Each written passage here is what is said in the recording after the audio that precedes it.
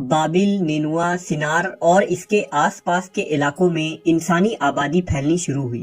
ان علاقوں پر حام بن نوح کی اولادوں میں ایک شخص پیدا ہوا جس کا نام کوش تھا۔ اس کی ایک اولاد ہوئی جسے تاریخ میں نمرود بادشاہ کے نام سے جانا جاتا ہے۔ نمرود ایک طاقتور، متکبر، جابر اور بت پرست حکمراں تھا۔ کہتے ہیں کہ سر پر تاج تاریخ میں سب سے پہلے نمرود نے ہی پہنا تھا۔ یہ بزور طاقت رعایا سے اپنی پرستش کرواتا تھا۔ نمرود کا زمانہ 3000 قبل مسیح کے آس پاس کا ہے۔ نمرود دنیا کی سب سے قدیم ترین تہذیب یعنی اسیریا یا سومیری تہذیب کا سب سے پہلا بادشاہ قرار دیا جاتا ہے۔ بعض مورخین نے لکھا کہ نمرود نے کافی لمبی عمر پائی تھی۔ وہ 400 سالوں تک حکومت کرتا رہا۔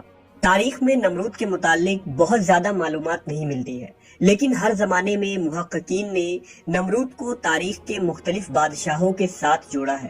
کچھ ریسرچر نمرود کو مشہور اشوری بادشاہ گلگمش قرار دیتے ہیں، کچھ اسے سومیری دیوتا مردوک کے ساتھ جوڑتے ہیں، تو کچھ نمرود کو امن ہوتب کا دوسرا نام قرار دیتے ہیں۔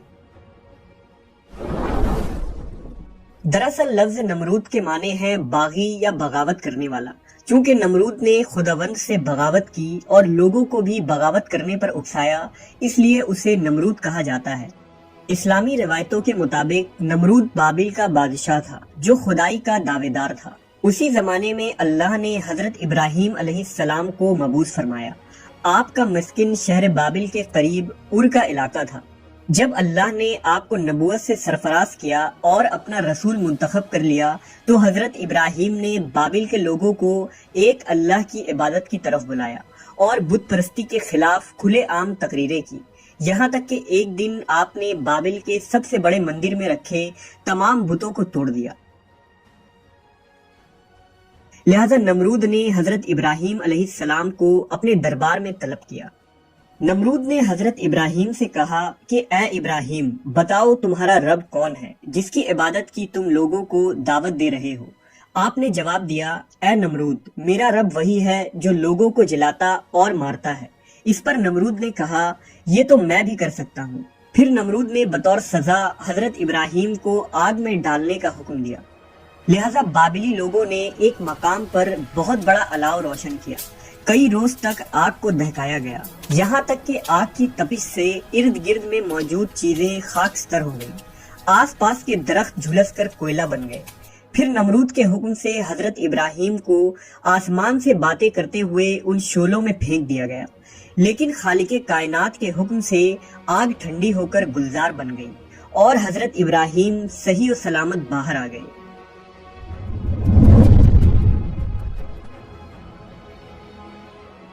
نمرود یہ منظر دیکھ کر پکار اٹھا کہ اے ابراہیم، واقعی تیرا خدا عظیم ہے اور اس قدر قدرت رکھتا ہے کہ اس نے تیرے اور آگ کے درمیان رکاوٹ پیدا کر دی۔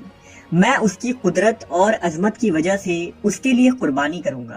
پھر نمرود نے 4000 قربانیاں تیار کرنے کا حکم دیا، لیکن حضرت ابراہیم نے اس سے کہا کہ تیری کوئی بھی قربانی یا کار خیر قبول نہ کی جائے گی جب تک کہ تو پہلے اس خدا پر ایمان نہ لے آئے۔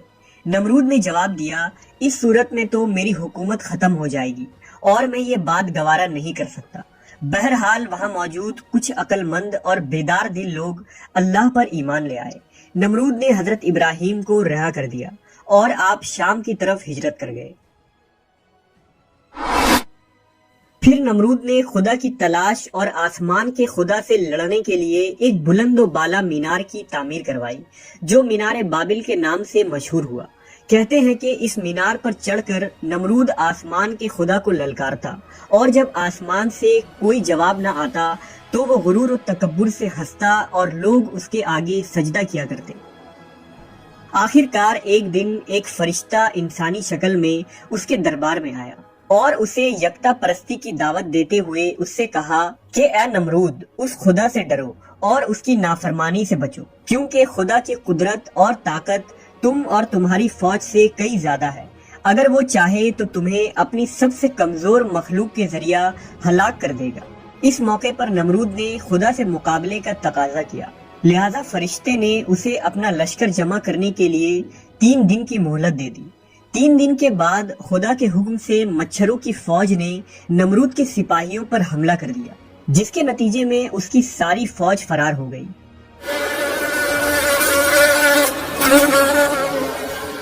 اللہ رب العزت نے ایک مچھر کو نمرود پر مسلط کر دیا جو ناک کے راستے نمرود کے دماغ میں داخل ہو گیا۔ نمرود درد کی شدت سے بے چین ہو گیا۔ جب وہ اپنے ہاتھ سے اپنے سر پر مارتا تو مچھر کچھ دیر کے لیے بیٹھ جاتا، یوں اسے بھی آرام ملتا۔ کہتے ہیں کہ جو شخص بھی نمرود کے دربار میں آتا تو نمرود اسے اپنے ہاتھ کا بوسہ دینے کے بجائے اس کے سر پر جوتے کے کئی وار رسید کرنے کو کہتا۔ نمرود کی یہ حالت 40 سال تک رہی اور آخر کار نمرود ذلیل و خوار ہو کر ہلاک ہو گیا۔ قدیم سمیری کتابوں اور یاسر کے صحیفے کے مطابق نمرود کی بیوی کا نام سمیرمس تھا۔ سمیرمس سے نمرود کا ایک بیٹا بھی تھا جس کا نام تاموس تھا۔ یہ لوگ شیطانی قوتوں کے زیر اثر تھے جنہیں کتابوں میں ناپاک تثلیث کہا گیا ہے۔ انہیں دیوتاؤں کے طور پر بابل اور سمیری لوگ پوجتے تھے۔ آج بھی دنیا میں مدر چائلڈ ورشپ موجود ہے جس میں مختلف شکلوں کی عورتوں اور اس کے بچوں کی پرستش کی جاتی ہے۔ سمیرمس نے نمرود کے مرنے کے بعد یہ دعویٰ کیا تھا کہ تموز نمرود کا دوسرا جنم ہے۔ سمیرمس لوسیفر یا ابلیس کی طرف سے بھیجی گئی ایک بدروح تھی۔ دراصل جب ابلیس کو خدا کے دربار سے باہر نکال دیا گیا تو اس نے زمین پر شیطان اور جنوں کی ایک عظیم فوج بنائی جو پہاڑوں، سمندروں اور جزیروں میں رہ کر اس کے اشارے پر کام کیا کرتے ہیں۔ ابلیس کے انہی چیلوں میں مادہ جنی، شیاطین اور خبیث بھی ہوتی ہیں جنہیں بابلی اور اشوری لوگ ابسون کہا کرتے تھے۔ طوفان نوح کے بعد ان مادہ ابسون نے انسانوں کے ساتھ رابطہ کیا اور ان سے تعلق بنائے۔ سمیرمس بھی ایک ابسون تھی جسے لوسیفر نے نمرود کی طرف بھیجا تھا۔ محققین کا یہ کہنا ہے کہ نمرود جس مینار بابل کی تعمیر کر رہا تھا اس کے پیچھے بھی سمیرمس ہی تھی جو اسے تمام کاموں کی ہدایت دیتی تھی۔ اسی مینار کے ذریعہ اس زمین پر شیطان کی پوجا کی ابتدا ہوئی اور شیطانی تنظیم وجود میں آئی۔ جب لوگ بابل سے نکل کر دوسرے علاقوں میں بسے تو الگ الگ زبان بولنے کی وجہ سے لوگوں نے سمیرمس اور اس کے بیٹے تاموس کو مختلف ناموں سے پکارا اور پھر ان کی بت بنا کر ان کی پوجا شروع کر دی۔ قدیم ایران اور یونانی کتابوں میں سمیرمس کو ایک دیوی کی حیثیت سے پیش کیا جاتا ہے۔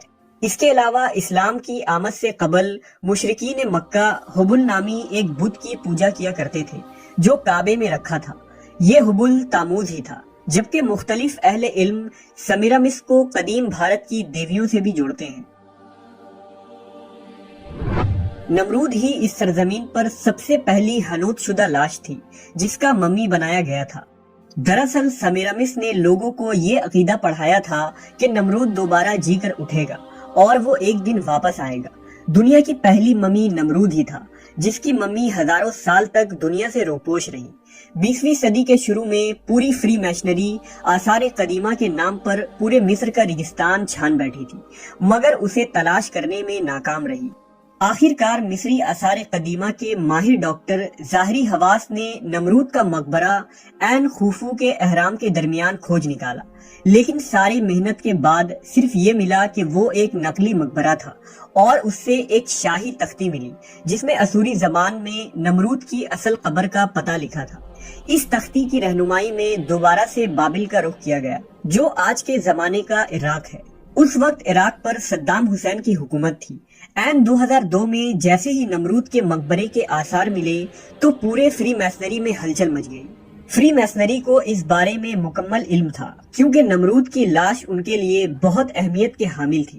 سال 2003 میں جب امریکہ نے عراق پر حملہ کیا، اس میں نمرود کا مقبرہ ہی امریکی فوج کا اصل ہدف تھا کیونکہ فری میشنری کے مطابق نمرود ان کا مسیحا تھا اور وہیں سے اسے دوبارہ جی کر اٹھنا تھا۔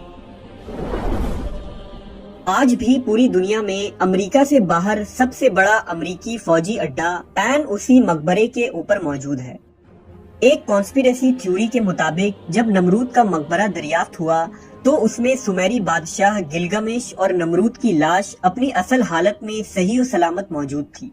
کچھ آرکیولوجسٹ کے کارکن نے اسی وقت اس کی لائیو ویڈیو بنا کر انٹرنیٹ پر وائرل کر دی جسے بہت تیزی کے ساتھ یوٹیوب اور دیگر سوشل میڈیا سائٹ سے ریموو کروا دیا گیا۔ کہتے ہیں کہ نمرود کے لاش کو فری میسنز کے خفیہ تنظیم نے وہاں سے برآمد کیا اور اسے اسرائیل منتقل کر دیا گیا، جبکہ ممی کے اس دریافت کی خبر خفیہ رکھی گئی اور سرکاری سطح پر اس خبر کو چھپایا گیا۔